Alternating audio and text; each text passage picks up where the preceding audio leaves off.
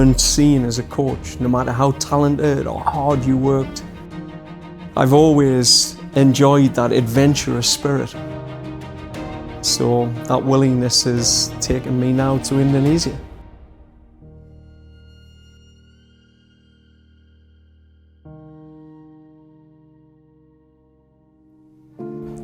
Yeah, I mean, it started with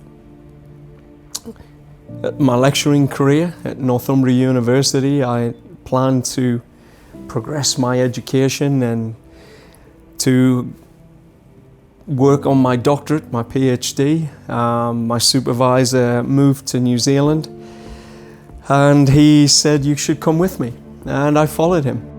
But in following him to New Zealand, unfortunately, I got the bug for coaching full time and I left my study behind to be immersed fully in football. And from that point on, the progression was just every year a new adventure, whether it was the under-20s women's, then the senior women's.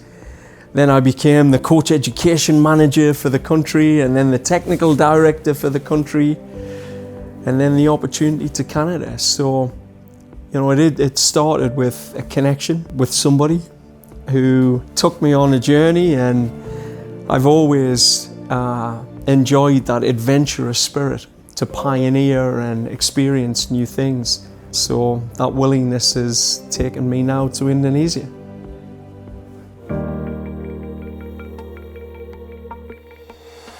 I felt the English football system in the late 90s was stuck. It was a really stuck system. We had little success on the world stage. I was working at a professional EPL academy, and I felt in the academy there was a very dogmatic approach and old school thinking. I felt if you hadn't played the game at the highest level, you weren't seen as a coach, no matter how talented or hard you worked. It was always, you've never played at the highest level, you will never be a top coach. So part of me wanted to prove people wrong, and part of me, I followed my journey. My spirit told me to follow my mentor to New Zealand, and I've never looked back since. So, you know, I think for many people, it's easy to stay comfortable in your town, in your city, and to do the well-trodden path and follow that well-trodden path.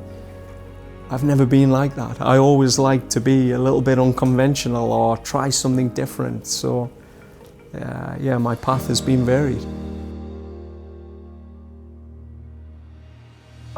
I think as a starting point, it's the pioneer mindset. I think all of us, we have an opportunity to be first at something. Be first in your family to leave your town. Be first in your family to go to university. Be first in your family to achieve a World Cup, to qualify for an Olympics. So this concept of my family name, places it hasn't been before, has been a huge motivator. And then projecting that to people I'm with, whether that's players, staff members, that they have the same opportunity to be first, to be the first people who qualified a team to a World Cup, to be the first people who broke the top 30 rankings, to be the first people to go back-to-back medals at an Olympic Games, to be the first people to beat the USA, to be the first people in Indonesia to beat Japan, to beat a European opponent, to qualify for a World Cup.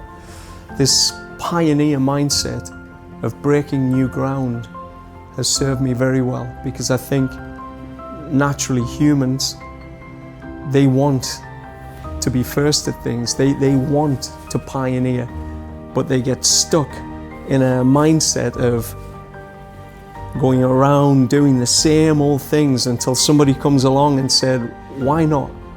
And takes those barriers away and gets them to see an opportunity they couldn't see before. I think that served me well.